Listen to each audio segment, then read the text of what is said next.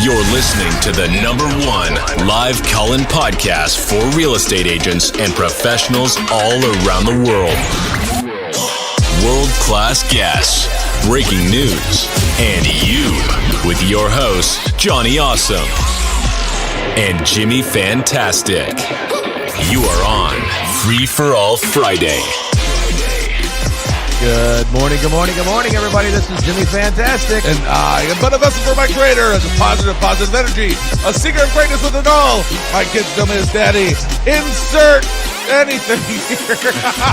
And let it be known that I will live out my purpose this day to shake free the chains of complacency. Stop out the flames. Oh, there it goes again. Hard intro.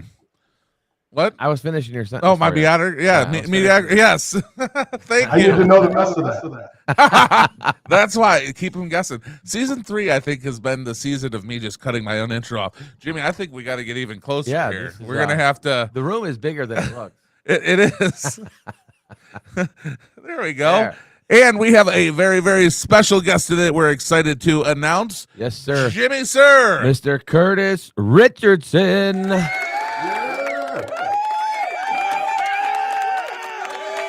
So I was super excited. I was super excited to make this thing happen and get you on our show with us because, I mean, we've known each other for a long time. We used to work together downtown at the Big Red Q, but you've done some amazing things, man. And watching from afar and watching your social medias and the things that you're doing and the impact you're making, not only, I mean, you're making a huge impact for professional athletes, but what you're doing for your community and for kids, man, is second to none. So that's one I just had to, I needed to get it on and I needed to get it out there. So I appreciate you coming on. For sure. Thanks. I think it's cool what you guys are doing. By the way, already, look at this, man. I should have driven to Troy and sat in there. What you, anytime. It's a lot bigger when we're not trying to fit into such a small cube.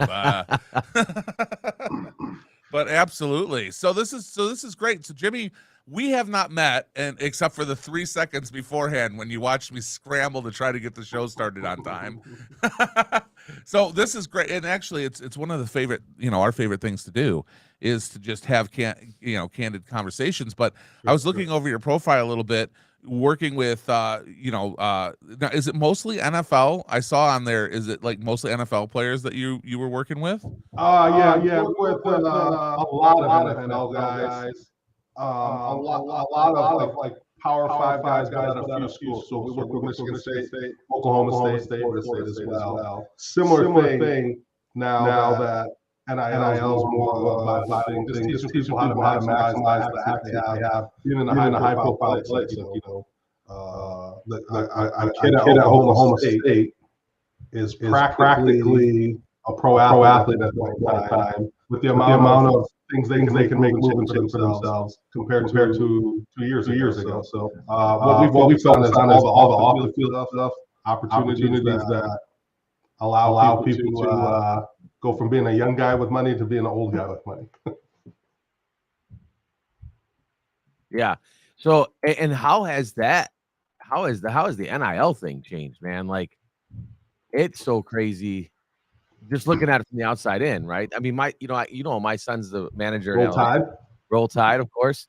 And but so looking at it from the outside in, I'm like, holy crap! How does a coach or somebody like yourself even hang on to this stuff? Yeah. So everyone's got the dragon by the tail. I don't think what happens now is the way that it's going to be later. Awesome fix, by the way, on the fly. I see what you did there.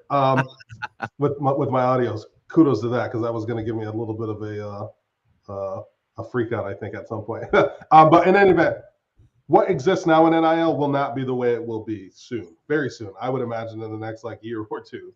The positive of it is I'm a pro NIL guy, I'm for it.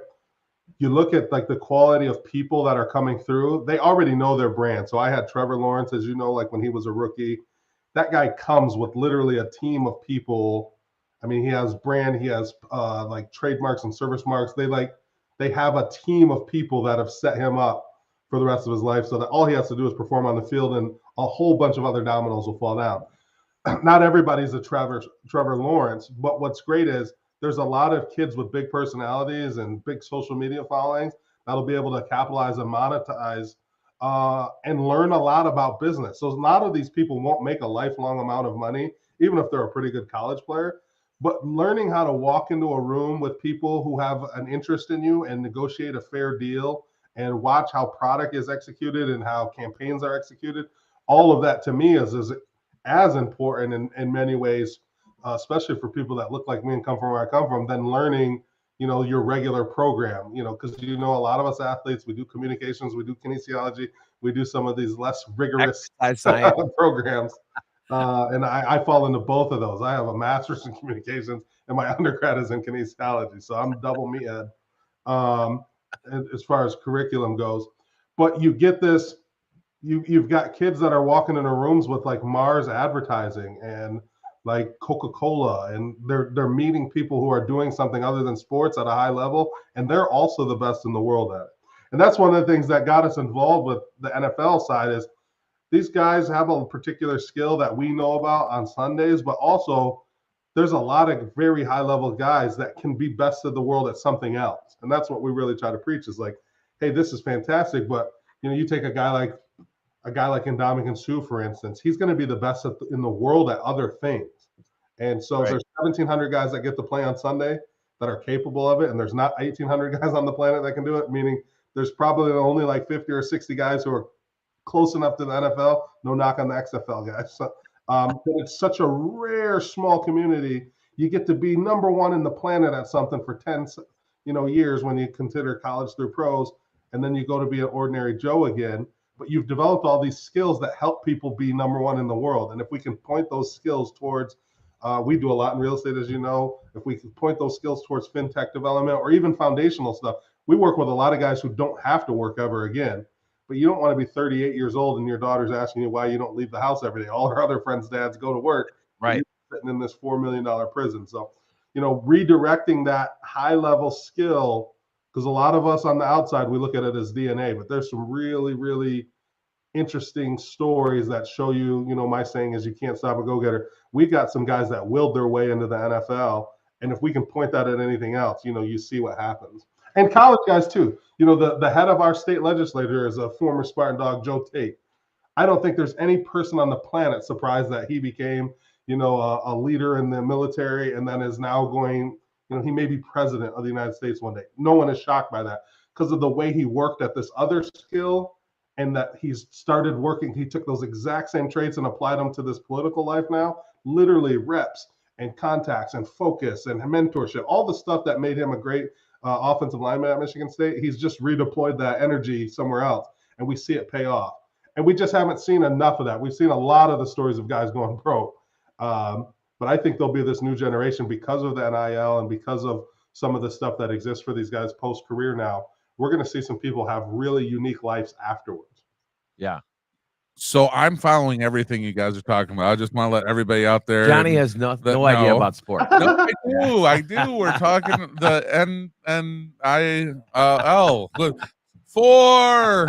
But what's interesting is somebody that has no clue what's going on. This is the whole success leaves clues things. Right. I picked up so many nuggets inside of whatever you guys were just talking about, but I was like, wow, listen to this. So you're helping people walk into a room. That was one of the things I picked up on, and negotiate contracts with other people that are pros in negotiating and merging both of them together, right? That's just contract negotiation, right? And the skill. So what does that look like? How do you prepare somebody for let's just say for the sale then? So they're walking into a group of people to negotiate this stuff out. You're helping them learn how to walk into that business world and negotiate that? It would be overstating my importance in this situation by saying I'm doing it. What I like to do is I have a big network of people who are much more capable than me, and I put capable people with people that are in demand. So that's really my niche. So there is, I have a couple gals that I know that are like experts in figuring out what somebody's social media is worth. And so they can help prepare that person who's going to be a part of a deal to say, hey, look at your engagement. Here's your follower contact. Here's people with similar followers, what they ask for from brands of this size. There's a lot of approaches in the NIL deal that are NIL, just because you bring up a good point. It's name, image, and likeness. And it's designed, the NCAA got sued a bunch of years ago over a video game, basically. There was a very popular video game called NCAA. It was one of EA Sports, which is a classic video game maker's most popular games. But kids were like, wait a second, like, how am I in this video game and nobody cut me a check? And that led to, wait a second, how is a jersey with my family's last name in the student bookstore and people sell it and nobody cut me a check? Tim Tebow's one of the classic modern guys, but it really started with the UCLA basketball team from the 90s. Ed and Charles O'Bannon and a guy named Tyus Edney. They were probably the most famous people in the country for about a 2 or 3 year span. They made $0 from. They broke every jersey record. They were like signing autographs on behalf of the team, and the team was like selling those autographs. They would like, bookstores would pay the team to have these guys come sit down at their bookstore, $20,000-$30,000. These guys would sit there all day and sign. And we were just saying, oh, congratulations. Don't forget, you get free food in the cafeteria, or we're going to pay for your books. And so I don't remember if it was Ed or Charles. One of them started a class action lawsuit against the NCAA. Fast forward, they realized, okay, wait a second. We're selling these guys name, image, and likeness. They need to be compensated for that. So very controversial because of the amateur status of it. But what happened is, and where I landed on this, is that if you were a biology student at the University of Michigan and you patented something, even if you were on scholarship for biology, you would be able to be compensated for your extra work. If you were an English student at Michigan State and you wrote a podcast or you wrote a blog that was monetized, you're able to get that money, even if you're on scholarship. So there was this weird competing idea that, hey, we're already paying you guys tuition and books, go be happy. But there's literally other students at the universities that are on scholarship as well for academics and being able to monetize their extra skill. And so name, image, and likeness was designed for guys to be able to create opportunities for themselves. It's turned into something else, to what Jimmy and I were talking about, where I said it's dragons by the tail. Is there's a lot of people getting compensated for things other than their name, image, and likeness. And what that means is there's very big schools. Texas A&M is a notorious one, not good, bad, or indifferent. They're just taking advantage of the vagueness of the rules, where they're literally just paying players to come to that school out of what's called a collective. And they're saying, we'll figure out how to use you later, how to use your name, image, and likeness later. But here's a $500,000 if you come to school here. Literally $500,000 for an 18-year-old kid. Just because they have a name or an image and a likeness? Because they're saying, hey, you got a big following, you're important, you're a 5-star person. We'll figure out how to monetize this later. But if you sign on National Signing Day, we'll cut you a $500,000 check. So what I'm hearing, if I'm hearing this correctly, is Johnny Awesome here, who's never really played a sport in his life. I could get a name, an image, and a likeness so large that some professional football team would want to pick me up. No, college. Oh, college. Yeah, that'd be even better. You're a little I never old. went there. You're a little old for what they're looking for. It depends on how big the name, image, and likeness is, right? Yeah, no, no. I could be a master. No. So it's icing on the cake. You got to be a fantastic player as well. Yeah. And the way they're luring these fantastic players in is saying, hey, you've got 800,000 followers too, so we'll give you $1 million to come here. Yeah, I see. So I need to have 16. You're going to want to work on your blocking and tackling still. I've never had a problem blocking anything. The funny thing is, like, there's being a basketball coach in Michigan too. Like, I see all these young kids, right? And there's a young kid. I'm not going to bring up names, but he's here locally, but he has over 300,000 Instagram followers. He's in 8th grade. Yeah. So that right there, now he can't yet, because in MHSAA will still ban him. Right. But as soon as he decides to, in your world in basketball, we have a lot of kids decide to not play high school basketball. That's a new trend. 300,000 followers, depending on the engagement of that. So they look at posts. They say, all right, you have 300,000 followers, but if you put up 25 posts, what's your average engagement on those posts? He could probably have businesses paying him between $5,000 and $7,000 a post. So he could put up whatever picture he wants and put like a Cadillac logo on it, and Cadillac might pay him $7,000 every time he does it. It's nuts. Now, if you think about that, it does sound nuts. Johnny, don't let it make your head explode. Yeah. Right? So think about this. How much does Cadillac pay for dead air on Channel 6? That nobody they're paying more than that. They're paying hundreds of thousands of dollars for people not watching television. Whereas they can look at a kid like this and say, wait a second, every post he sends gets 35,000 eyeballs on it. 7,000 might not be so bad. Yeah, it's amazing, man. And how, so and I want to kind of reverse, because I know we got deep into the NIL stuff, but like how did you go for how did this idea come about with you, like to start this business and to even to go down this path? So one day at our former employer, I used to work right outside Dan Gilbert's office at Quicken Loans, was where our training setup was on 9 Monroe in the Copyware building. Pardon me. One day I go to get on the elevator and a big ass arm opens the door and keeps it from closing. Right? You know, I'm hitting the close button and this huge arm comes in. Bing! And it opens back up, and it's Ndamukong Suh. His rookie year, he had just been drafted by the Detroit Lions, has not really played in the NFL yet. And here he is on his way up to 9 Monroe to meet with Dan Gilbert. And at the time, the guy that mentored me, he was the president of Quicken Loans, Patrick McInnes. He's friends with all these Lions. I already knew that. You know, his best friend is notoriously Kid Rock, the singer. And so he was already kind of like the business person that was in this like other subculture of like celebrity and pro athletics. And so I just asked him later in the day, I was like, why was Sue up here? And they're like, oh, he wanted to meet Dan. He's got all these ideas for life after football. Now, he has not played football yet, pro. He was a really good college player, obviously. And his career in many ways has gone the way people thought. I mean, if he's not a Hall of Famer, he's very close. In any event, that did something to me like, oh my gosh, these guys, because I had, I played in college. I was on Michigan State's team for 10 seconds, got in trouble, was on Ferris State's team for a couple of years, got in trouble. I was the guy that kept spilling out, but I had friends that had success. And I was like, oh, they didn't know it. They went all in on football, but no one, my saying is no one goes to the NFL. They go through it. It's not like a destination. You're going to do something else after the NFL. Here was the first guy I had ever been around that realized that early. And he wasn't some bum. He was like the number, I think, 2 or 3 draft pick. Yeah. And had figured that out. And so later on, he famously became best friends with Warren Buffett. And his circle of people is unbelievable. And what I realized is, okay, wait a second. It's not just him. The reason I knew it wasn't just him is because he started doing this before we knew if he was going to be good or not. I realized that all of these guys have access that you and I don't have. We're even experts in what we do, right? So I get, you're affiliated with a brand, so I don't know Exit CEO's name necessarily, but pardon me for using another brand. But like, we've had players call Gary Keller and get a meeting with him while they're in the NFL. We can't do that. Right. I can't pick up the phone and call Gary Keller. You're right. But when someone's like, hey, Devin McCourty from the New England Patriots is trying to reach out to you, that message gets through.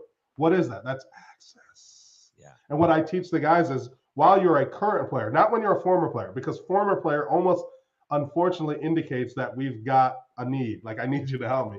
When you're a current player, you can open all kinds of doors. And so the ideation of what I ended up doing started because somebody came to see Dan, and it didn't make sense to me. Why is this guy who's a third, or I can't remember, he's one of the top 5 picks in the NFL draft in like 2010 or 2011. Why in the hell is he here in our building? And so you might have seen one of the slides in my presentation. I put it up all the time. And Ndamukong Suh had a badge for Quicken Loans. Yeah. Like, he could come buzz in and come see, and he would have meetings there. And his sister, who ended up, again, I learned all about access from this accidental conversation. His sister, Gum, great lady, she ended up working for Jay-Z. No knock on her. She's not saying she's qualified or not qualified, but there's a lot of people trying to do that. Why did she get to do that at an accelerated rate as soon as she's out of college? Because her brother's Ndamukong Suh. And I started seeing all these parallels, how, wait a second, there's this world here that these guys don't know how to do. And I was able to kind of craft that. Tony Knuckles, who you know, helped me put together a message of like, how do you pitch this? And then slowly but surely, I got an at-bat with the Miami Dolphins, and then he connected me. He's a good childhood friend. He connected me with the Giants connected me with the Jets connected me with the Colts. And before you know it, I'm like, there's a resource book in the NFL, and for the section on networking, I'm the subject matter expert. So that goes out to everybody who comes with NFL, NFL Legends, NFLPA, and it's me and the guy who wrote the book, Never Eat Alone, which Ferrari is his last name, Ferraro, which is ironic because I had never read a book. His book is Never Eat Alone. My lifestyle was never read a book.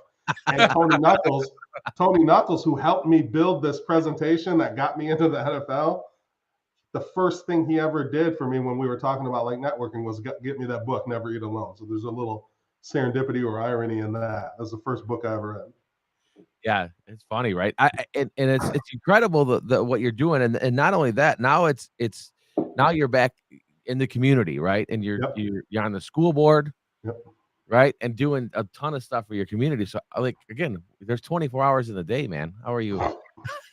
So there's a couple things. One is what's ironic about me teaching about access is that that's exactly what has been my life. I'm from Cranbrook Housing Projects. Like my mom worked at Denny's. She wasn't working at Denny's like to pay for school or transition from her job. That was her real life. Our rent was $6 a month and we would sometimes get kicked out. Like I had a really hard life. And then all of a sudden I started realizing I had a really easy life. And what it was is I had access to different information, different opportunities. And so much to people's chagrin, I live in East Lansing, which I live in a wild setup. I live in a new sub that was built on a golf course that is randomly annexed into the school district where I grew up. I had been living in Florida for years and years and years. My sister passed away of cancer. We came up here to get her kids, and the judge was like, cool, all you have to do is reestablish residency in Michigan. And we're like, excuse me? And so I got maybe that's a Freudian slip. I got to convince my wife to move up from Fort Lauderdale. We lived at A1A in Sunrise to Lansing, Michigan. And so You love the snow. yeah, once in a lifetime.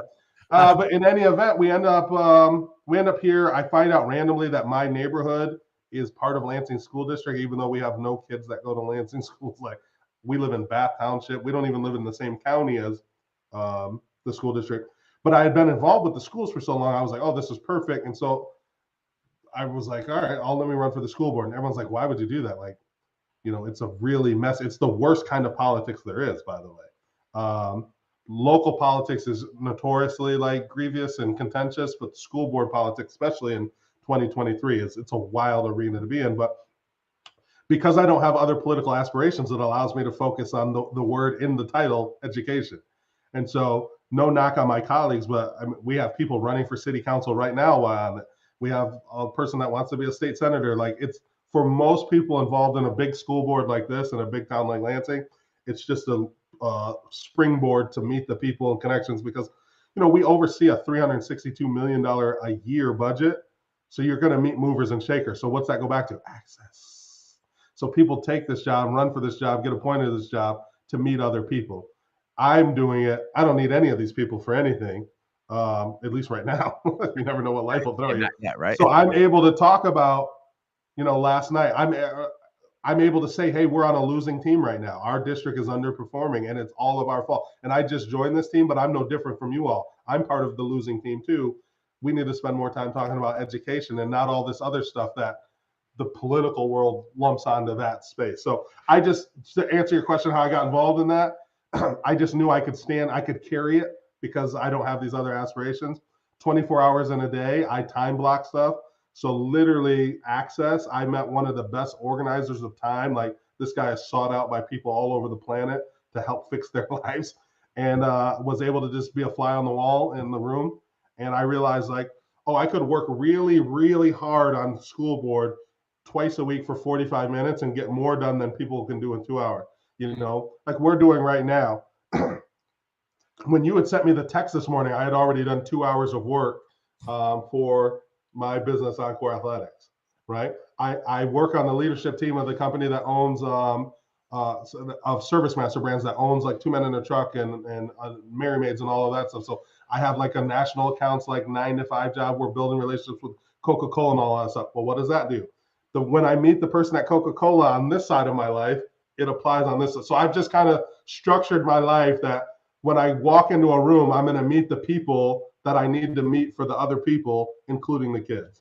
Are you guys paying attention?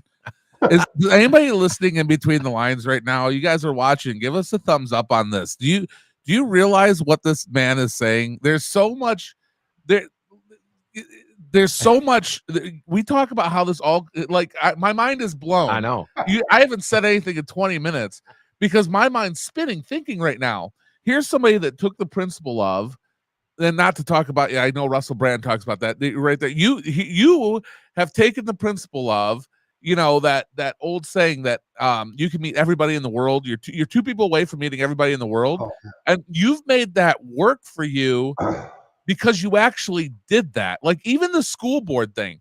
Two weeks ago, I can't remember which podcast episode, we were talking about the importance of relationships, not necessarily because you need that relationship or that person today, but you never know if that person might need something from you in the future, or if some other future opportunity will come up where you can then go back to that person. So it's all about relationships and being able to have that network, and you are a master of living that. I mean, I don't know if people are catching this or not, but oh my word, from the school, like you even said, okay, cool, I'm part of the school, I don't need any of them now, but we don't know what in the future you might have this relationship.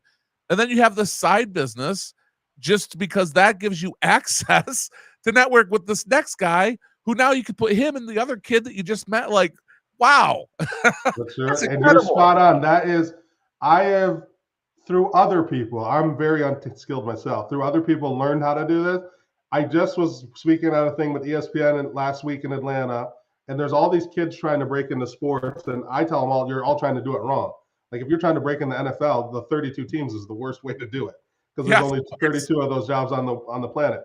Right. But if you worked for United Way on any of their like community foundation stuff, you're going to meet the guy and gal that run the stuff for the Falcons or the Jaguars or whatever. And then when the job pops up, you already know them, right? And you've already done work with the United Way. It's like you're bringing something to them, IP, know-how, and all of this other stuff. So to your point, yeah, that's what I focus on, really trying to be super intentional about. And then the other thing is, and this is where we could literally change this to a networking podcast right here, because this is my jam. Most people are meeting people for themselves. Yes. I try to meet people for other people, and I collect people, and like I'm trying to do. I accidentally called him, and it's 4 a.m. in Los Angeles. But we have listeners in Los Angeles that are on right now. That are on right now. Yeah. I don't know if we can work that out or not. So yeah, Jay Brown. Jay Brown is Jay-Z's business partner. He's the CEO of Rock Nation. There's no planet where I'm supposed to meet him. First off, I'm like a diehard Jay-Z fan. If Jay-Z would have walked in the room any of the times I've been out there, I would have a real health problem on my hands, like icon in my mind. But I meet somebody who's like, oh, we got this guy who's like sick in branding. Oh, he's also in music, but he knows he's a businessman and all this stuff. And like he walks into the room, and I'm like, you couldn't have mentioned that the guy is the CEO of Rock Nation, right? I've had that scenario happen so many times, because people want to connect me with the good people, because I'm going to hopefully connect other good people with that. But what I started to realize is like, you mentioned the call away from the connection you need. Yeah. I kind of have this tier of people, and I don't know if you've seen that, because I was trying to cover up his phone number, so it didn't go out to a bunch of people. But I have a bunch of phone numbers in my contacts that have this gold hand next to it. And I believe those are people that could call the president of the United States within 1 or 2 calls. So I have like this network in my mind broken up by like, I have an icon, so it might say Johnny Awesome, and then have like a microphone. Okay, this guy has figured out podcasting. So I might have a player soon that says, wait a second, right? Travis Kelce and all these guys have podcasts now while they're player. I need a mentor in this. And so I'll just look through my phone for the microphone and be like, oh, Johnny Awesome and Jimmy Nelson. Maybe I could put them in the room with Joe Player from the Ravens. Which you can, by the way. I just want to throw that out there. Or Jay-Z, whoever you want to put us in the room with. I've never met Jay-Z. I'm not prepared to. But the only unfulfilled goal I have in my life is to go to the Rock Nation brunch. So if any of the people from LA are watching and that opportunity pops up, I would love to be contacted. But all of that is not what I try to tell people about. And this is the same for this interview. I don't want somebody to meet me and feel better about me. I want them to meet me and feel better about what they could do, because I literally am one day like drinking Miller Lights at Michigan State, and the next day I'm hired at Quicken Loans, but I wore lugs my first day. I didn't even know what business casual was. Like, luckily, I've always kind of had a little self-awareness, so I got there early on my first day to see what people. I started in 2003, 4. There's no internet on the phones, so I literally show up to Victor Parkway, and I had to watch like 20 people walk into work, because I don't even know what business casual was. And so and then I went to the Myers across the street and bought like, literally they didn't have any size 12 shoes. They only had size 10, like black shoes. And like I've just kind of had a knack for knowing that other people know stuff I don't know. And they have these experiences that I don't know, and they have this culture and IP that I don't know. But the one skill I know is if I walk into a room with it, I'll detect it. Like, oh, this is what these people do, and oh, this is what these people do. And then what it allows you to do is, and this is really important this is what I try to teach athletes especially, but I come into contact with a lot of young Black kids who are from where I'm from, young white kids who come from I look at like the kids in the projects in the trailer park, they have the same problem, which is lack of access. So I'm teaching them like, hey, you don't know stuff, go in the room with people that know stuff and feel confident about saying I don't know stuff. There's something to being vulnerable that way, and school's not teaching you that. Everything that you do in the K through 12 system tells you don't admit you don't know when something's wrong, just guess. And it's like, no, wait a second. The idea of networking is that people can solve these problems that you have, and you don't need to do anything except be vulnerable and say, oh wait, I don't know what business casual means. Or people will use a word or a context. Or the reason I went back and explained NIL is because, like you said, hey, I don't know what any of this means. We're living in such a fast-paced world, we forget that we know stuff other people don't know, and other people know stuff that we don't know. And that's a great thing, because this lets us know more stuff than we could have ever known before. Yeah, especially now that it has Chat GPT 4 on it. Yeah. I use Chat GPT all the time. I use it every single day. Not Another example. Yeah. I don't want to name the players, but we just had a player who was very vulnerable with us. We do these immersions through my buddy's company, Pro Athlete Community. The PAC puts people in the Hilton or the W in Fort Lauderdale for a week. We basically capture these guys' attention for a week. Big time players, guys who will not go broke. They've made 40, 50, 60, $110 million, some of them. And we bring all the resources to them. So we'll bring the president of a company to them. We'll take them to Facebook. We'll take them, there's a lot of people involved in the real estate world. So we'll bring in the biggest real estate investment trust. We'll bring in, like people that top realtors, Ben Moss, who's one of the top realtors on the planet, but certainly in Florida, he's listing Shakira and David Beckham and all these people's homes. He, not only does he know stuff that is practical to them, but he has a network of people that they may be able to use. When they want to start their thing, maybe they're not using him, but they have a title guy, or they have a questions person, or you have like a hard money guy. Like all of that network, we're trying to give them access to this community of people. And my buddy Caleb has really built that out in an immersive environment. Then it has like a bunch of weeks of courses afterwards to really show these guys like, dude, it's okay to know. It's just okay. It's not okay to not keep knowing once you come in contact with the thing. But Chat GPT, we had a guy that's like, well, I just met all these people. I don't know what the hell to type in the email. Like, come here, let me show you this thing. Yeah. Type in like follow up with a connection I met at a networking event, and write it like a professional NFL player without a degree. Like the specificity you can get in Chat GPT. And if you don't like it, you can just hit rephrase. Yep. And it's like, that is different from when I remember even just getting hired. I really had not a huge robust work history. I was a bartender at Applebee's, and then I worked at Quicken, and then I did this. That's like the iteration of my life. But I remember getting my offer letter at Quicken in almost 20 years ago, and I wanted to type something back. And I remember staring at Yahoo. Yes, Yahoo. Like, what do I type back to these people? Like, the world has changed. You don't have to have any of those fears or anything. It's okay not to know. So you've got Google that can help you know, and you got ChatGPT that can help you communicate.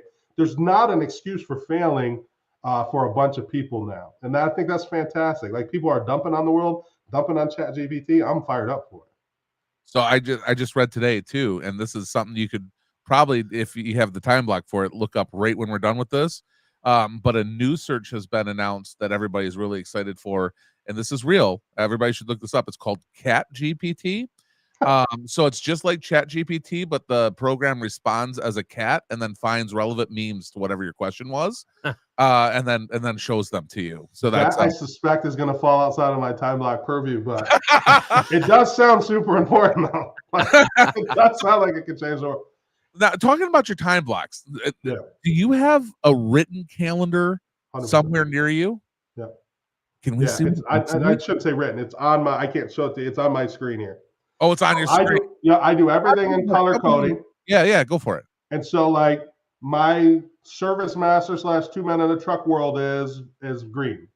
My Encore Athletics is purple. My MS, I'm working a lot with Michigan State Athletics right now. That's a different color green. And that one will come out, for instance. So we have an event coming up in probably 2 weeks down there. We're taking all the, it's, again, you'll see the thread. I figured out my thing and I just stay on it. We're taking all the athletes from Michigan State that are juniors and seniors. We're taking them on the world tour of companies in downtown Detroit. We're going to make them do the same thing that athletes do. We're going to have them going up, shadowing, asking questions, like kind of a scavenger hunt on like, what does this mean? What does that mean? How did you start your job? We go into LinkedIn and we reverse engineer, like, okay, this person is randomly, this person is the vice president of StockX. Let's reverse engineer from what did they do before that job? What did they do before that job? What did they go to school for? Okay, you didn't go to school for this, but it looks like some of these skills will transfer, and really map this thing backwards for people. So right now that takes a lot of time, and I got a lot of stuff to get done. I'm in all of the businesses I'm involved in are like high accountability. Like you either hit the sales number or you didn't. So I got to get all that stuff done too. But right now there's this 45-minute window where I try to chip away at this Michigan State, trying to build this program for them for early May. I think it's May 12th. And then that will come off and something will replace it. I might get a keynote. I do a lot of keynote speaking. So I might get a keynote and then that will go on there at some point in the day. As soon as our kids go to bed, I have twins as well. I come back down here. I'm in my basement right now. And so I work another 3 hours every night from about 8:30 to 11. And I do that 7 days a week. And so that really creates another part-time life for me. People hear this stuff and they think, oh, well, I don't want that. And it's not for everybody. It's fine. But I scroll Instagram memes is just as much as anybody else. But I have a time block for that. My wife drives her nuts. She's like, did you see that meme I sent? Every day this week, I've told her I'm going to look at that when I lay down. I go to bed around 10:30, 11:30, depending on what that last time block looks like. And the last thing I do is scroll all the memes that people have sent me, or reels, I guess it is now. But there's this weird expectation in her mind. This is my wife, my favorite person on earth other than my kids. I can't get through to her head. I'm not sitting around when my phone dings. By the way, I'm numb to a notification. Doesn't mean anything to me. When my phone dings, I'm not looking at that reel. And the reason is because I don't have this discipline to get back into it. I'm not doing this stuff because I'm disciplined. I do all this stuff because I'm vulnerable. And so I'll be the person that is all of a sudden like looking up the price of bulletproof vests and think, how the hell did I end up? How did I end up on this? And you trace it back, and I saw a meme, and that made me YouTube a video I saw 2 years ago, and then there's an ad, and I'm like at Cabela's online. I'm like, what has happened to me? So I'm vulnerable, which is why I do this. And this is what I think people miss and could learn from a story like mine, where I'm a super average person who's undisciplined in a million ways. Time blocking and being intentional is for us.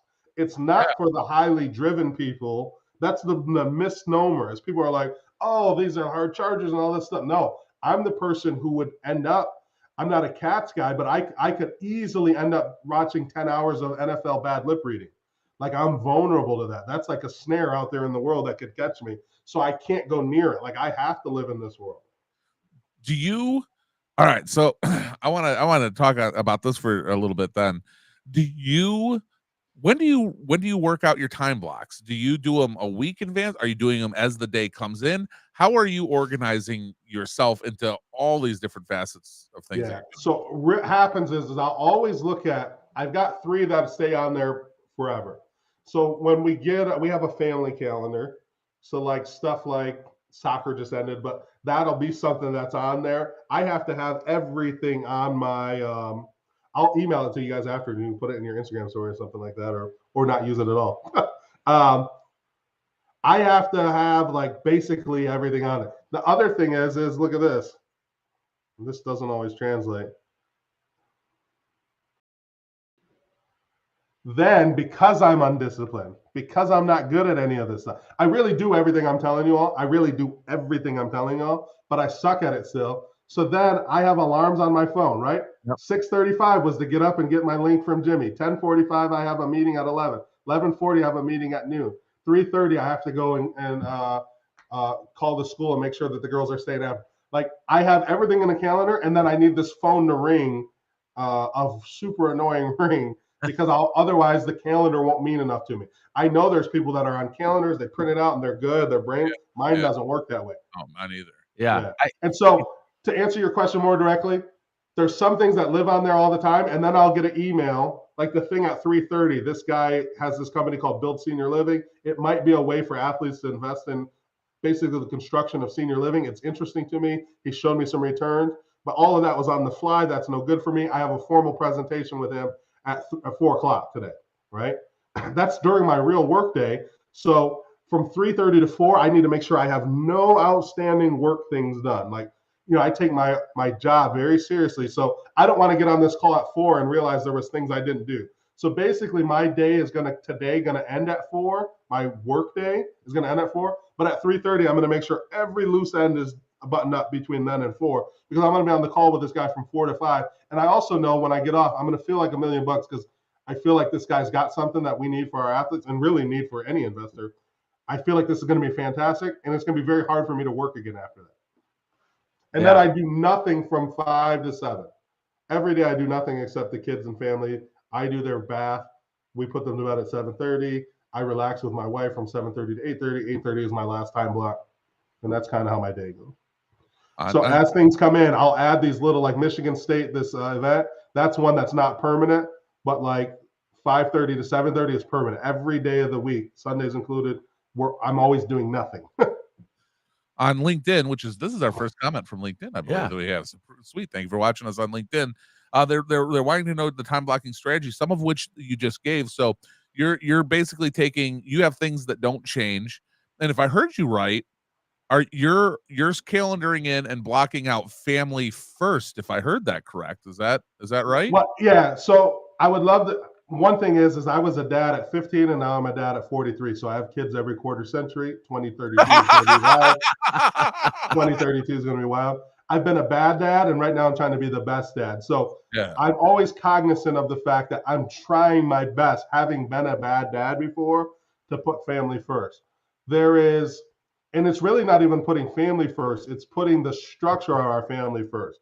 I'm big on what I'm noticing when you have twins, by the way, which I don't recommend. I would give it a bad Yelp review. Having twins forces you into a level of organizations that is not common to the regular parent experience. Now, I know there's some people listening and saying, Kurt, I have a 2-year-old and a 3-year-old, or I have a 5-year-old and a 7-year-old. Okay, trust me, it's different. It's just, sometimes you just got to accept that me as the expert in twins, I'm telling you, it's different, because the level of organization you need to get 2 human beings who don't want to do anything together at the same time to do stuff together every day at the same time, it just requires you to be a better person. So the upside is as much as I don't recommend having twins, you've got to there's some benefit to it. As far as like the strategy for time blocking, the one thing that I tell people is, if you get into time blocking and you're susceptible to being a maniac like me and really doing the stuff, really trying it, the first thing that you've got to do is you've got to start with your time blocking, your personal time, whether that's family or you or your scroll time or whatever. Otherwise, it'll feel like you're always working. The thing that I try to express to people when they see my calendar is I don't feel like I'm always working. I do know for sure when I go into a block, I'm working harder than other people in that block. I know that for sure. Complete focus, again, numb to the distractions, numb to anything else that's happening, incoming emails or whatever. When I'm working on a project, if I time block that for 45 minutes, which sounds short, but if people would, there's the 4-hour workday and all these other theories out there. I get where all that comes from, because really what we do is called the task void phenomenon, which is when there's no time bounding, we let a 15-minute task take up however much time we assign it. So if there's something we could do in 15 minutes, we'll let it take an hour. Like, we'll just fill up the rest of the voided time. But if there's a 15-minute block to do a 15-minute task, it literally starts to feel like Jack Bauer, like, oh my God, it's 14 minutes and 12 seconds in. I've only got 48 seconds to do it. And then I'm not as disciplined as some of my mentors in this, but my mentors will walk away at 15 minutes, whether it's done or not. And it's not punishment. That's the wrong word, because that has a negative connotation. It's skill building. It teaches them, get that shit done. Pardon me. That's how I'm an aggressive talking person. Get this done next time in 15 minutes. So whereas we'll walk away from it, or we'll take the 17 minutes, all you've done is put a medicine on your bad time blocking. they'll walk away from it and say, it just didn't get done this time. Now I got to reallocate a time block to it. I am not that person yet. I aspire to be though. It's I got it. We did it. It was a little late on the beat. Little late? Little late on the Little beat. late. I got one more best practice for you. Sorry. No. Yeah, This is individual to the LinkedIn person. All of us, now the one upside to having a kinesiology major, even though it's just professional gym, is you do learn a little bit about the body and mind. Our levels are set. There's a circadian rhythm that all of us have of when we're going to get dopamine, when we're going to have histamine release, all of this stuff, good, bad, or indifferent. Each individual needs to spend time on when they're most productive. And then that has to affect your time blocks. Like the things that are super important. I see people that get into time blocking that are doing their important thing at night because they feel like they have more time then. But there's very few human beings. We're not wired this way to be productive at night. And so understanding when are you most, like when do you got the juice the most and when do you have it the least, and reconciling that with your time blocking is important.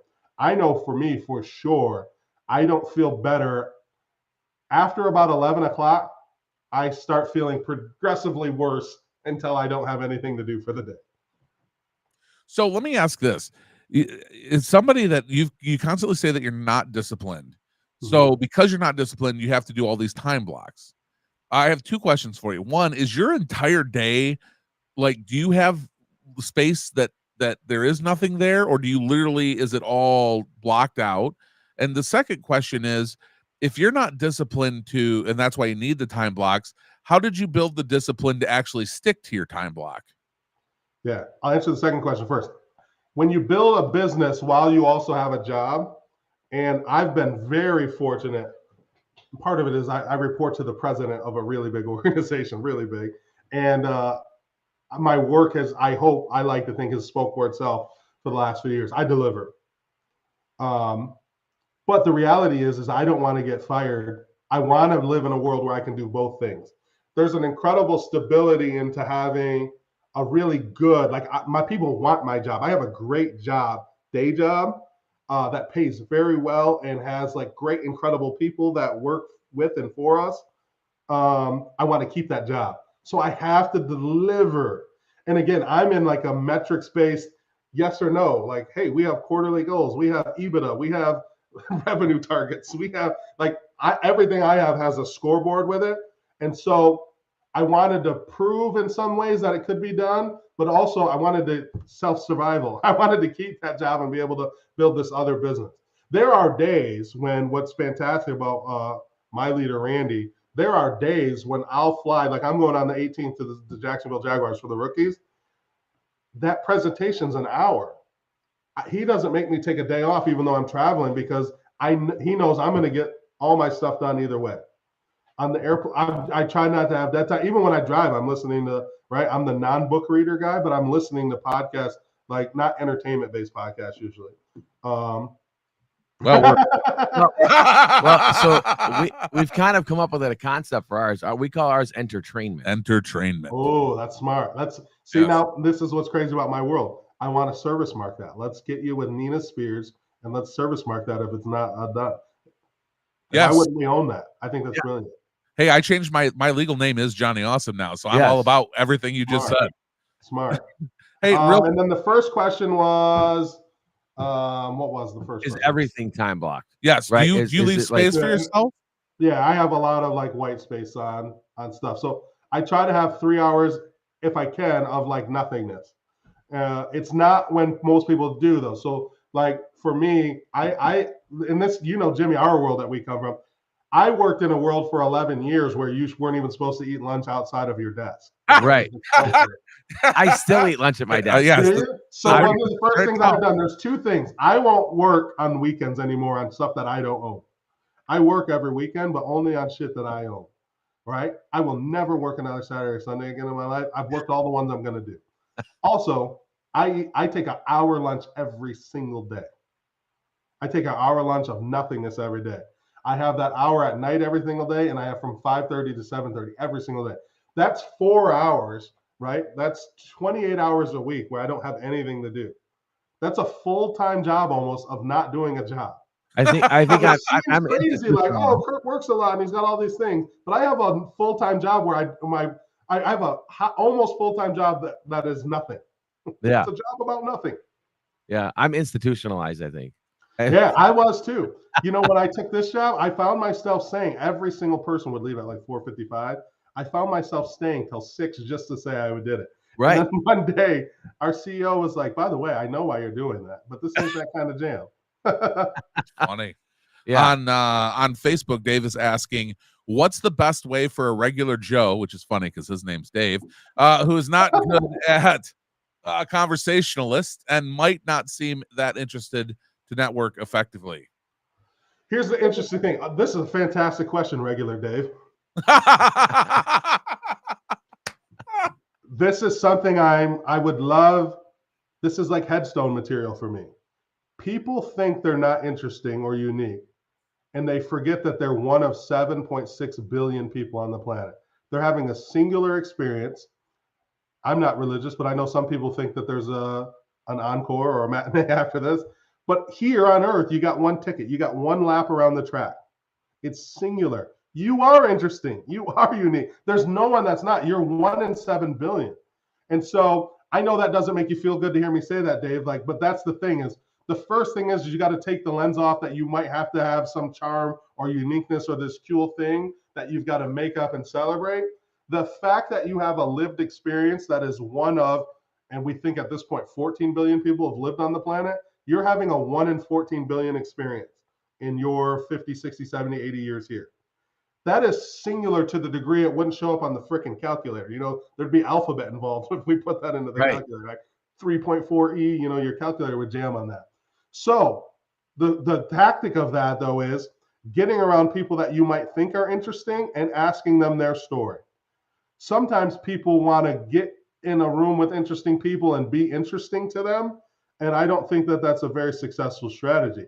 Again, what did I say? I want people to hear my story and not feel better about me, feel better about them. The people that you really can learn best from, you'll ask them questions and they'll tell you stuff about themselves. And if you leave there feeling better about them, that wasn't the person to network with.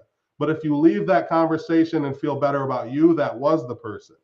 There's a famous story about the Gladstones and the guys that prime ministers in the 80s. A lady, or 80s, like in the early late 1800s, a lady went on a date with two of the most interesting people in London at the time.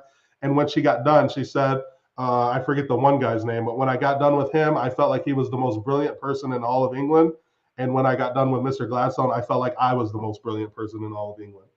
The people you have to spend time with, especially if you're living life regular days, thinking that you don't have this unique experience and it's hard for you to articulate that, go win rooms with people, have them tell you their story. And I bet what reflects back to you as cool, your brain will want to say, oh, I've done some of that. I've had some of that. It's very interesting when we get in a room with people that have unique stories, even if we don't feel like we've had this hero story the way that some of them have, we see a lot of ourselves in those stories. And we know that because we know when we communicate, we'll often say, oh, that reminds me of X, Y, and Z. The hero story might not have paid off in the CEO title or NFL title, but you have a lot of that same stuff in you. And a lot of it really becomes understanding that you're in this 1 of 14 billion experience as a human on this planet, and you're doing it when there's freaking Cat GPT. Like, what an experience. What an experience. Yeah. So getting in rooms with people where you can ask them questions and be vulnerable and just say, hey, one thing I recommend when people think that, like Dave, like, hey, I don't have this charisma or this charm, find the most charming person or charismatic person and ask them where that came from. And I bet you they tell you a regular ass story about like, oh, I was just in class one day and I made someone laugh and I realized I like doing that. And most of us we've had those experiences and then we've just never been intentional about duplicating them. But the charismatic or the class person was, the funny person was, like, they said something to the teacher in 3rd grade and got a response and they're like, oh, I have twins right now and they're just now having this happen. Like, oh, if I go to Reno's West and I stand on the stage and scream out Beyonce, even though I can't sing, people will clap for me. And, life tramples some of that out of us. Yep. But that's my advice, Dave. Spend time in networking situations with people you think are interesting and ask them about their journey. They'll tell you all this stuff and it'll help you because there'll be parts that in that story that are mirror. that will reflect something that's in your life that you forgot to highlight or you don't know how to articulate. Wow. It goes back to something that you were talking about earlier, and that is, just asking people questions. And what's really interesting when it comes to successful people, and in our company, and I know Jimmy the same way, we've had opportunities to be around them, and they're never like, I've never had anybody shy to answer a question or talk or share a story, or even the joke about Gary Keller. I reached out to Gary Keller one time. I was having a real issue. He didn't know me from anybody, and he was on vacation, and he responded back to me, sent me a text, and I was just simple. I was humble. I said, "Hey, I'm one of your agents. I work at one of your brokerages in commerce. I had this situation issue happen. I'm worried about the outcome of this. It was something that a mistake I had made in real estate." And I just reached out, and he was like, "I'm just stepping on a plane. I'm on vacation." And then he gave me some advice, and he, and I thought that was a real neat thing.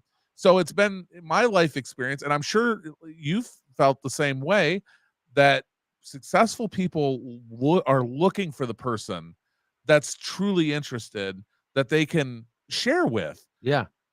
Well, it's the same principle. You know what happened when you told Gary that? The mirror effect. That reflects on some part of his story. And there's this connection there. He's been the you before.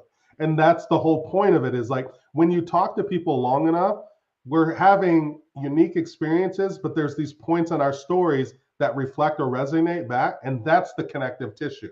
Now, the other thing is you start with questions. Questions are the most important thing. The answers change over time. It's the answers that change over time. The questions, we should really be asking the same questions we were 2,000 years ago, 4,000 years ago. So I'm really big on one thing I teach the guys. This is some IP I'm going to let out to the public for the first time ever. I've never shared this in a situation where someone wasn't cutting me a check. I believe there's only two skills. Networking is one of them. Most people won't get the at-bat they need. Sometimes I watch the show The Voice. It's one of the only entertainment things I spend time on. And I got to fight back tears when people get a button ring, when they're 37-year-old singer with this brilliant voice that 4 celebrity coaches turn around for. And I think, how many times has she gone and tried to pursue this dream and she didn't get her at bat? It's access. It's at bat. I'm into that way. But networking is what gets people that bat. And we don't teach that anywhere in K through 12. We don't even teach that you can graduate from MIT or Harvard, but if you can't talk to people, it doesn't matter. 2 + 2 is 4 for everybody. Yeah. Knocking on the door and getting in the room and telling people that 2 + 2 is 4 is unique and hard and difficult and arduous. So the questions, we don't know how to teach people the questions. The answers will change, right? Over time, the answers change. So the second superpower, the first superpower is networking, clearly, but I call it modern literacy, which is the ability to learn, then unlearn and relearn. The world is going to change so many times before we die, hopefully, knock on wood. We will have to unlearn a lot of the stuff we know to be true about success now, and then relearn the new way. This is what's crazy about education. We're still teaching that World War I started with the assassination of Archduke Ferdinand, right? That is so meaningless now, because I'll never have to know that, because if somebody asks me, I can just put it in Google. It's 1,000,000% authentically commoditized. I never need to know that again. But education is so arduous to change. They're just like, yeah, that's what we do. We teach World War I, World War II. Like, we never still got to Vietnam or any of the other, like, education that we went through is not much different than that. Now, we've ruined some things depending on your political party with how we teach math and some other things. But like, it's very interesting to me that a whole bunch of the stuff that we were learning in 1986 is what they're teaching now. And they just took cursive off. And it's like, wait a second. Yeah. Like there's a lot more stuff we could take off. We're spending time on stuff that's in the phone. Yeah, just wait till the girls get a little older, man. Now, 6th grade math is rough, bro. Right, we've overcomplicated. So what happens is we put a lot of really smart people in to solve simple problems, and the only way smart people can solve simple problems is to make a simple problem very complicated. I just went through that last night on the board. No knock on Superintendent Schuldiner, but one of the things that we were kind of butting heads on last night is we put a man on the moon when school schedules were just 6 periods. Like, we left Earth And now we have these 4 blocks, 2 blocks, snake schedule, and all this stuff. And every metric we measure is getting worse across the country. And now Elon Musk is putting people in space. Yeah. Right. Yeah. Not the government has stopped putting people in space and not regular civilians because he's obviously special, but yeah, it's interesting. But even them, right?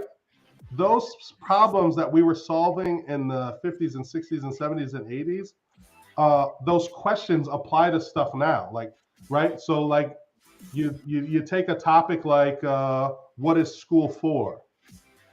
Well, back then, it was like we didn't have people with degrees in this country, and they did in Germany and Russia. They had a lot of degreed people. And when that wall fell and the world opened up, that was going to be a real problem for the United States. Because basically all the smart people had a funny accent, right? And like wooden shoes. We're about ready to go into overtime. And the afterburner is coming up next. Hang on for us for two seconds. For us for a little bit. Everybody that's listening to the podcast, make sure you catch us free on Free for All Friday. We're trying to rush this now, so that you can check out the afterburner where we'll go live. We're going to finish these thoughts right there. Stick around with us if you guys are watching us live. We're going to the afterburner right now. Johnny.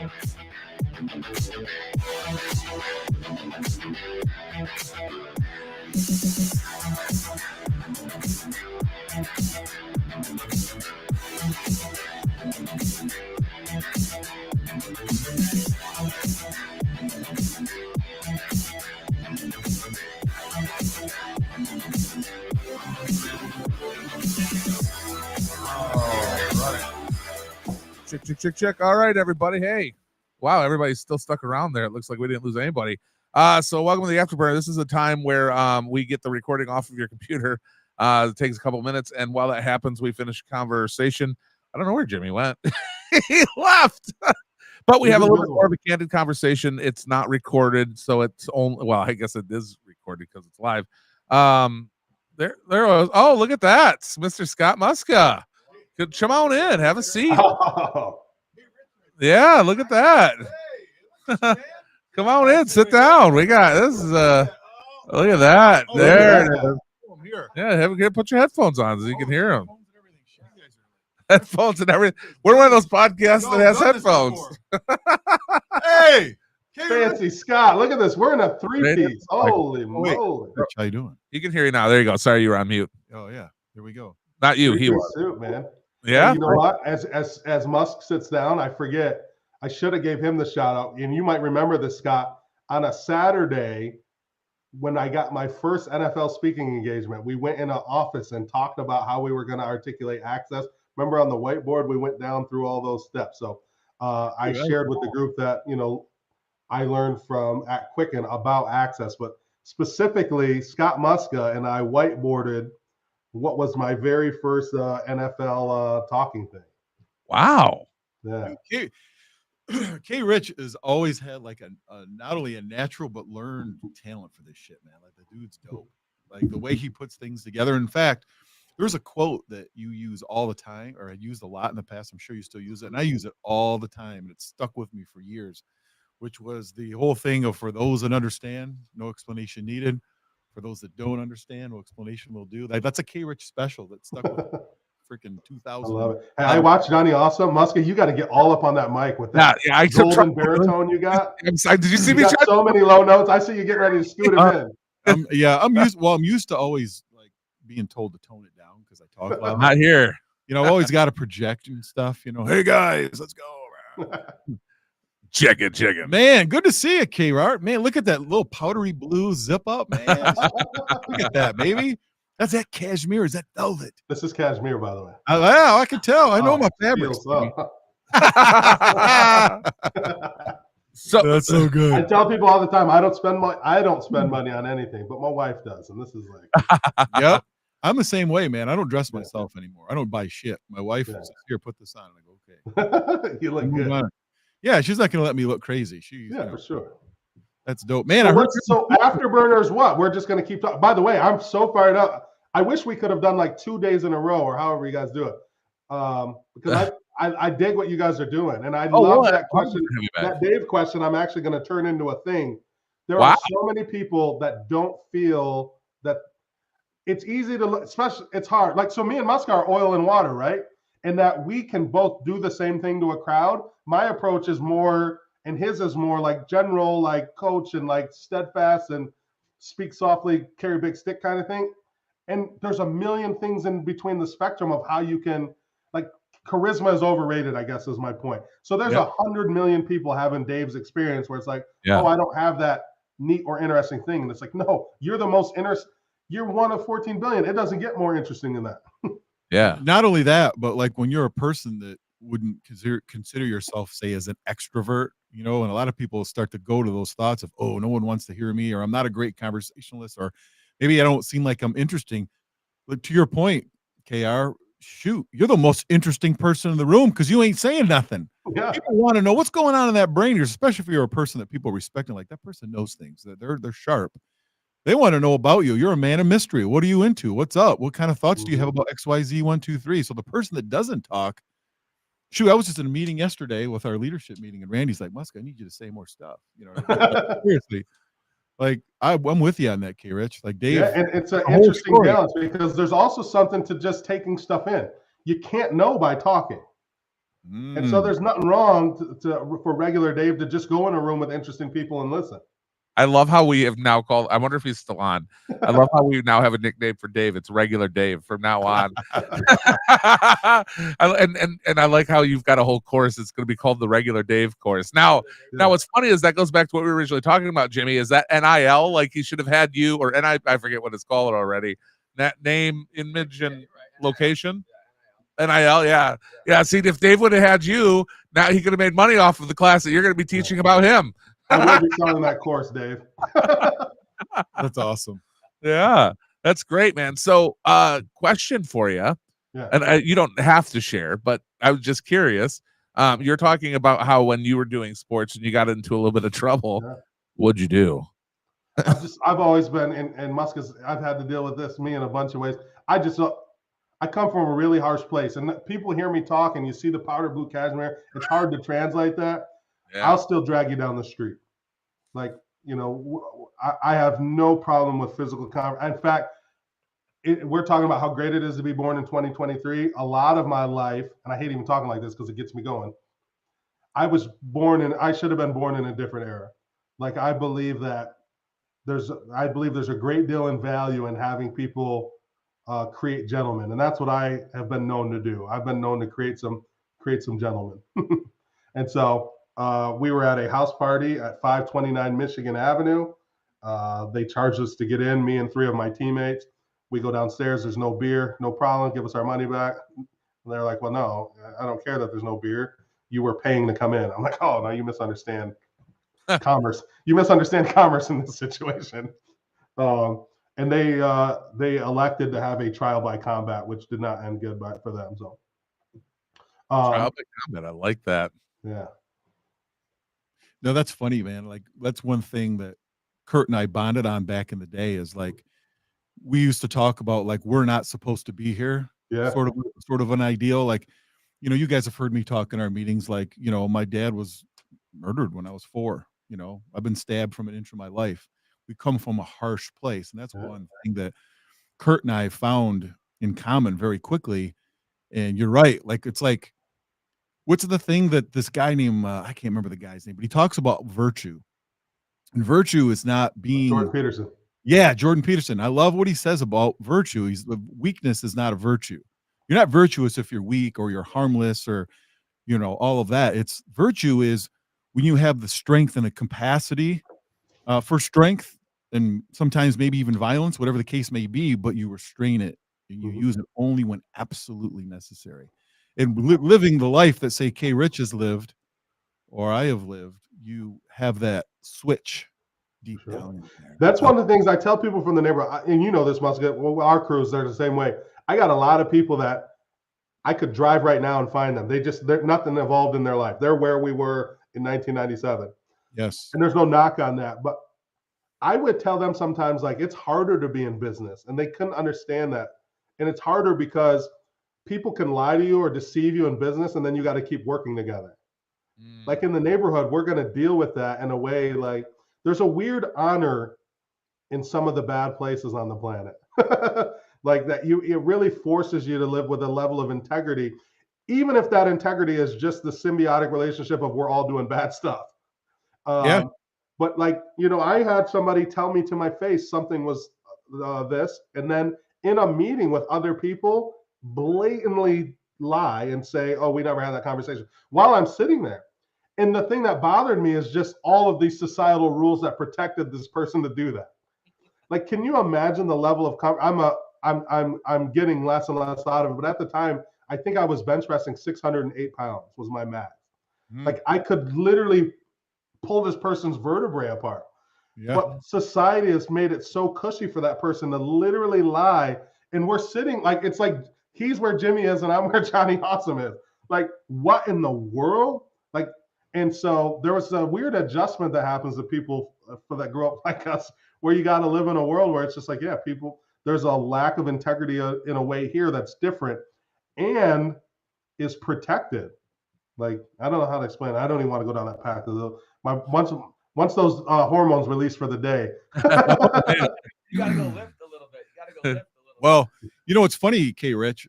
So these guys know this, but like I had this last gig, a private equity gig that I had, and I got fired for being toxically masculine. You know what I mean? Yeah. Yeah. You know what I mean? Like, so what you just said triggered me a little bit. I had a little PTSD. Well, think about this. So we had a great thing. So I worked for the family that started Two Men in a Truck, right? So two guys in Lansing started this $700 million a year business. And Greg Sorber is a great person, has been very impactful in my life, as impactful in a short time as a you or a Knuckles or some of these other guys. But when they sold the company, now granted, this is all not recorded, but I don't think this is anything bad either. But they sold the company to ServiceMaster, and there was a change. It was a real family company, even though it was this huge enterprise, almost $1 billion a year company, which no one knows about Two Men in a Truck. They think Two Men in a Truck is like a local mom and pop thing, but like the conglomerate of the franchisor is just amazing. It's a real huge American business story that two guys bought a truck for beer money and turned it into a $700 million a year business. It's unbelievable. But in any event, when the company changed hands, there were a lot of people frustrated because it went to a corporate place, which is fine. But I got my first ever reprimand since maybe back. There was an issue at a fest a few years back. I think you remember, Muska, where they had to talk to me about I had to help somebody understand the code of gentlemen on a bus one time at our work. They were out of line, and I'm happy to help get people in line. But in any event, I have only had two really correctable moments ever. But this one was for toxic positivity, which was a really new term to me. I have heard toxic masculinity, but basically I was too optimistic about the changes. Like, toxic positivity, there are a group of people that do not want a certain level of positivity, which is interesting because, as you know, I think we're going to all die and be dead forever. So I think the idea that you could be too positive is ridiculous. But, even there, I've evolved as a person that, all right, if somebody feels that way, what does it cost me? What does it hurt me to tone it down around that person? Now, that's the new and improved Kurt Richardson, because I wouldn't have done that 4 or 5 years. I certainly, when you all and I worked together, there were a lot of things that I wouldn't compromise on. We had a really interesting talk one time about, you were like, Kurt, you don't know how to play politics. And I was like, I do. I just don't want to do it. Oh, interesting. Now I do. Now I do a little more just because I don't want the friction. I like it goes all the way back to what you said earlier, in my view, of creating gentlemen. Yeah. And and it's funny because a lot of people will find, like, sort of being the toxically positive one or the glass half full person. A lot of people see that kind of an attitude or positivity as a sign of weakness, which is really weird to me. Like, you're just, being too positive about this. We got to confront the realities. These are the people that always say, I always just say it like it is. I'm gonna say it like it is kind of guy. We got to, this way, but they use it as a crutch to be a jerk. It's kind of funny. I got a question for both of you guys. It's interesting to me because I heard you say, well, we should have never been here. Do you think that because of where you came from and the background that you had created an appreciation for where you are now, that is what kind of created why you are where you're at now? Oh, hell yeah, dude. You guys have heard me talk about the click. Kurt knows about the click. When I pump gas and I just put the nozzle in and put the little lever thingy thing, and I just wait for it to click because the tank is full, dude, I still get goosebumps from that. I swear to God, I do. I do. I remember putting $1.74 in my fucking tank with pennies and shit in my cup holder just to get to work and back for the day, back in the day, right? And Like, I think we've talked about that. The fact that I can get as much gas as I want still regularly blows me away. word. Hell yeah. It happens with my kids. Like, we live on a golf course. Like my yard, like my kids can just go outside. Like it just blows me away. My level of appreciation and gratitude is through the roof, which is what causes toxic positivity for sure. But there is an appreciation as well. There is also what doesn't get talked a lot about. I was just on a podcast in Atlanta talking about like I don't know if it's survivor's guilt because that's probably real trauma, but there are some times where I'm like, dang, like I went left and this guy went right, and our whole lives changed because of that. Or even inside of opportunity, like like I wonder how much of I've been able, because I'm a really good networker, maximize it. But the reality is my buddy Caleb Thornhill let me into the NFL, and I took it from there to 11 teams, 300 players, and all of that stuff. But I just wonder, that was so accidental. Like he didn't even know what I was working on. And he had a free camp for kids up in Michigan State, where basically they were tricking them that it was a football camp, but it was really a life skills camp. And they needed a group of people to talk. And I went up there and talked about Reggie Bush, which is crazy because I later met him and got to know him because he ended up years later getting traded down to Caleb's team. Caleb was in the front office with the Dolphins.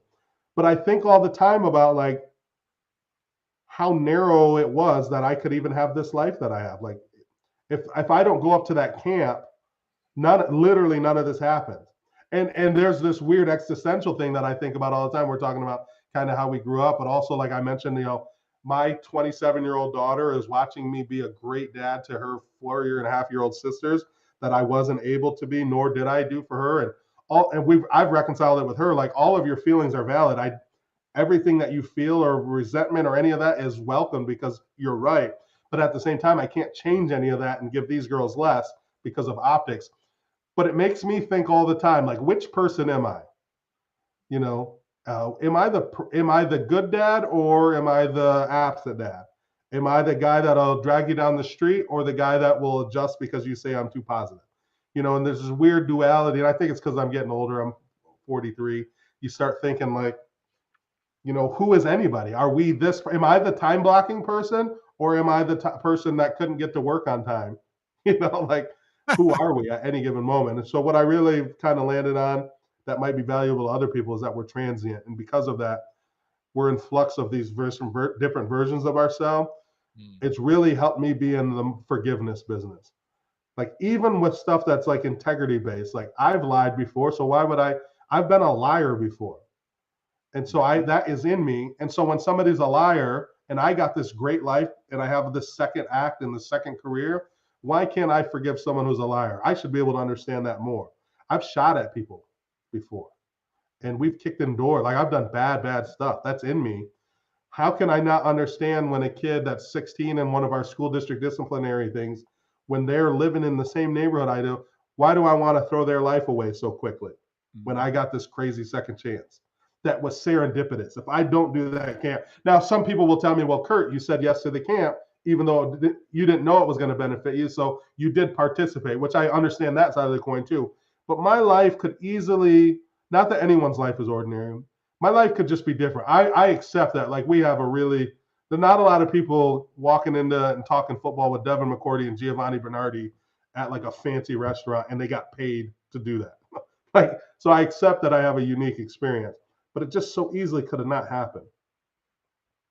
Wow. No question about it, man. That you just made me think of so many different things. Just that moment that you talked about at camp and how serendipitous that was. But how many different things were there? Like the things that I did as an example, or you did when we were younger. In some cases, we didn't get caught, if you will, or the worst possible outcome for that act didn't manifest, but for others it did. And so you look at all these little mouse traps, these little booby traps that somehow we evaded. same school, same neighborhood, same shitty baby diaper smell, malt liquor hallway, same bullshit, different outcome, just by these slivers of differences. That a lot of it we didn't have control over what those And things so were. that's why I've actually been on this new kick, something that would be new to you, Musk, because I used to say like we didn't have anything growing up. I'm on this new well, we had citizenship. And that's hard, a real tough conversation. We've talked about a lot of this stuff. It doesn't mean that America's been good to all people of all colors, but I'm telling you for sure, if I was born poor anywhere else on the planet, we ain't sitting on the second hole. So I've stopped saying that. I've stopped saying that we grew up without anything. So I've kind of changed it. Like I grew up without anything but citizenship, because that really matters. And that came from a conversation with Indomitian Sue and Warren Buffett. Really dope thing. And it may be public in other ways, but I never know when I'm in a room. Is this something that everybody knows? But Warren Buffett has a whole spiel on luck, a really honest spiel on luck, which is that his sisters were smarter than him, but he was born in 23. And so to be a male was very lucky. He was born in 23, so being white was very lucky. And then he happened to go to the college where his mentor went, and that was very lucky. And so it's very interesting when you see the guy who's, even long after he's dead, because of how he's set up, he'll probably be in the top 10 of income earners of all time, for all time, because of how he's set up. For him to acknowledge those three pieces of luck means that I have 30,000 pieces of luck, because to be born in 1980 as a black person is a win compared to be born in 1920. Like to grow up in Michigan. Think about this: living in Michigan, which we can downplay. At least there was this small 200-person company I could start at in 2004 called Quicken Loans, right? And inside of that, Pat McInnes's parents have to raise him in a way that he wants to be around young people, for him to meet me and Sam Hunter and invest in us. Like all of these things have to go right. And it just really takes away from that origin story of we had nothing. I'm learning more and more. We had a lot of things. We were missing a bunch too, though. Ain't that truth? That's so good, man. And that just goes back to what I was saying. That goes back to the mindset of a positive mindset of even appreciating when the average person is out there and they say we had nothing, changing the mindset and say, no, we still had a lot, and still looking for and finding what it was that you did have that you could be grateful for. And I just think that's one of the secret powers that successful people all have, is they have gratitude. And I just think that's I don't know, that's good. Yeah, so there's a kind of cool balance that we could chat about now or other times too. There's gratitude, which is fuel for sure. My passport is stamped up now. It looks like the subway in Harlem. Like I've been to all the places except Asia, I guess in Africa. So I've been to most of the places. I've been to about 2/3 of the places. And what you see is like, even if you go to Jamaica, you land in Negril, you're going to drive past the poorest people on the planet to get to your resort. Like we got so much good. But I will tell you this, for me, desperation helped. Coming from a place like Cranbrook Housing Manor, what's great is when my friends would be like, I don't want to look desperate, internally, I kind of always could look desperate. Like I was freaking desperate. Like there was no one coming. That, Superman wasn't real. Like there was a real experience I had in my life when I it's weird, it's trauma in reality, but I think about it all the time. One day, my sister who passed away, she's 2 years older than me, we got home and our lights were off. And I was in kindergarten, she was in second grade. And I was like, oh, let's call 911. The police will come fix it. And she was like, basically, the world had already jaded her. She's like, you idiot. The police don't come help with stuff like this. And I can just remember that being a core experience in my life. Like, wait a second, no one's coming to help us. Like, it's not that people don't care, but there's just lots of other kids who are going to have their lights off for a couple days, or their heat off, or that are going to get evicted and get off the school. I've got off the school bus before with my friends, and all of our stuff was in the front yard because we had got evicted, and the sheriff put everything in the yard. Nothing more. Can you imagine your school bus stops in front of your house with all of your friends, and your shit's in the yard? Like, that's a real thing that happened. I didn't read that in a book somewhere. That's not on a podcast. And so it gives you a level of empathy of if you do have some level of success in life, how important it is to drag other people up. They say it's lonely at the top, but that's only true if you can't get other people there. If we don't have forums like this to give people information, like then, yeah, it should be lonely. but I've had these lived experiences that provide me with a great deal of empathy for someone who didn't catch a break because it just could have gone the other way. But most people are scared of being desperate, and that's what I would tell you. Like, look at your circumstances. I grew up desperate, and that's a superpower. Like what we did when you think about it, like calling people and trying to get them to do a mortgage. There's people every day shitting their pants doing that. They're scared to do that. That's ridiculous to me because, like, that's nothing compared to for the rest of your life when you hear your mom's sad or the bills are bad, to think like, oh, this could be the day the bus pulls up and all our shit's in the yard again and I'm in front of my friends. Like, there's nothing that Jane from Idaho is going to tell me about, like, being a solicitor or a cold caller. Like, there's nothing that she's going to do to hurt my feelings that could rival that.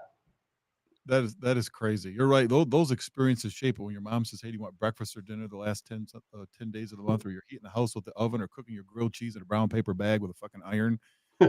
Those kinds of things, you literally grow up with like this flagrant disregard for your own well-being. You don't even feel it. For sure. You rock out, 14, 16-hour days for a decade straight kind of thing. And you're like, it's nothing.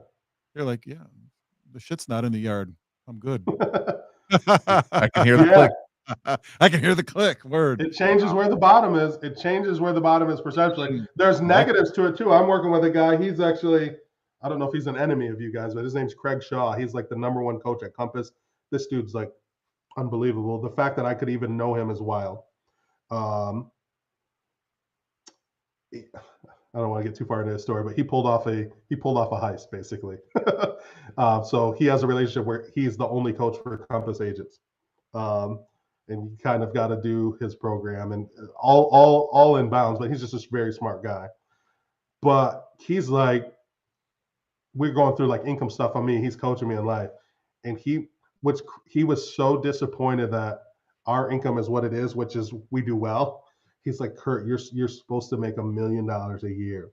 And I remember after that call getting off with my wife thinking like, here's the thing, because I've outpunted the stuff in the yard scenario, it limits me in all these other ways that I'm just now learning in my 40s. Wow. Like, there's something to like getting to the hawk nest and living on the golf course that makes you settle, even though it doesn't feel like settling. And a lot of that has to do with, my next step is to step out of some of my comfort zones in ways and play in bigger margin spaces. And,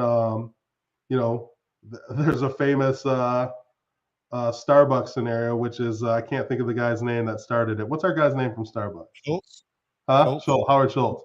Yeah. It takes him the same amount of time to run Starbucks, the company, as it did to run Starbucks, the store that he had. Wow. Like, it takes him the exact same amount of time to run a $4 billion brand as it did to run that $300,000 coffee shop. And that's where my next iteration in life is doing that. The hard part is that gratitude and graciousness that we talk about can be a prison. Like, yes. For me to say out loud, I think I want to make $1 million a year, which I'm a long way away from, but I have all these really sharp people telling me that should be my target. It feels disrespectful to the kid that went from Cleveland Avenue to Shearwater Lane. It feels weird.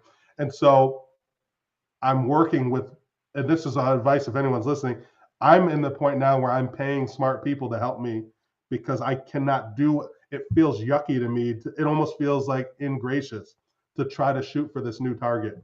And so I just got a therapist. I've got this coach. Luckily, I've been in the room with people that want to help me. I've got one of the best coaches in the world that doesn't charge me anything. And it's like, okay, I have to take advantage of this. But there is this thing that, this is like new, December of this year, I've started working on some of this stuff. It freaking feels gross. It feels like, you piece of shit. Like, you can't just settle like with this like top 5%, like we do well. Like, yeah. But it's like, no, it's about playing up to the potential.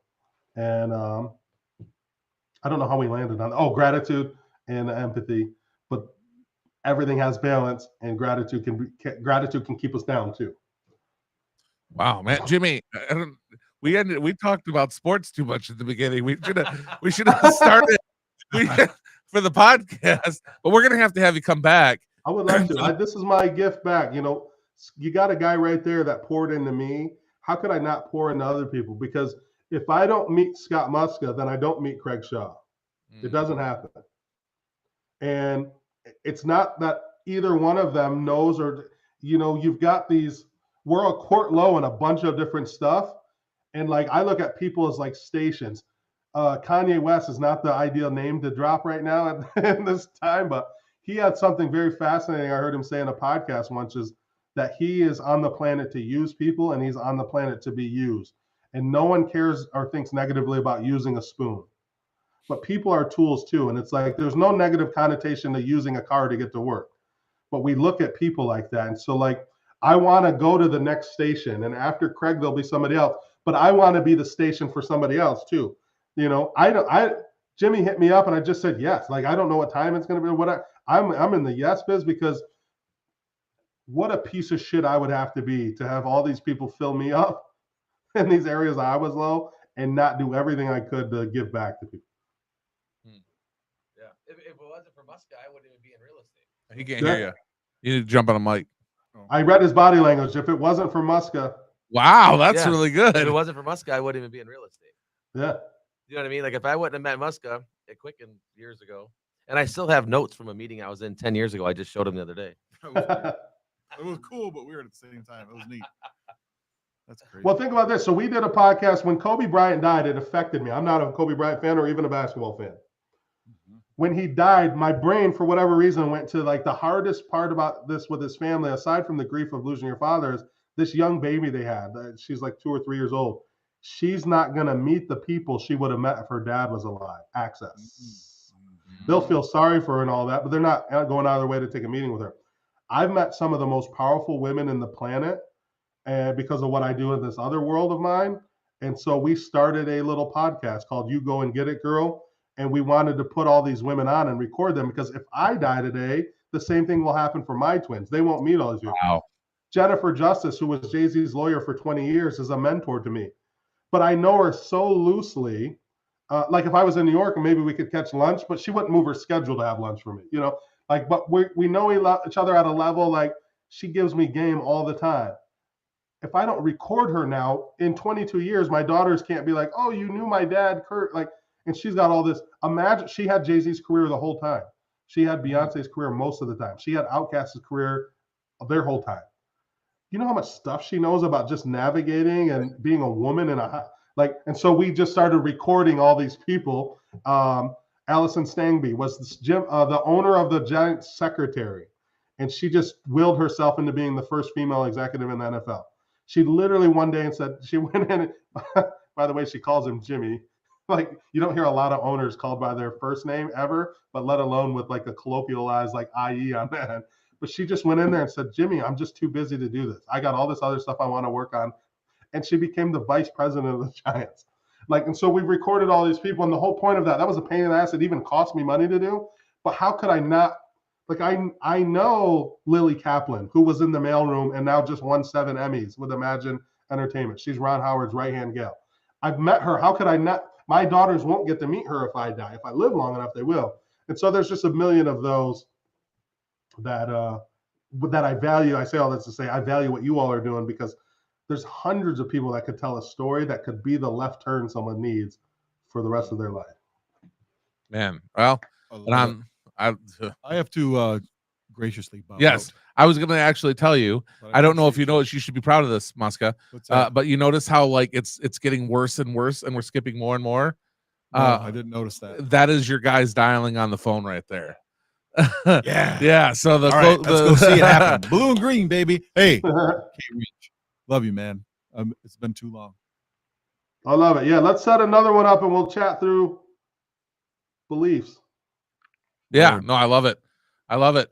And we've got to roll as well, Jimmy. Are you just peacing out? Oh, he's gonna jump on the. Ooh, you got it. Good hands. Ooh, look at you, man. You're like a cat. I'm like a cat.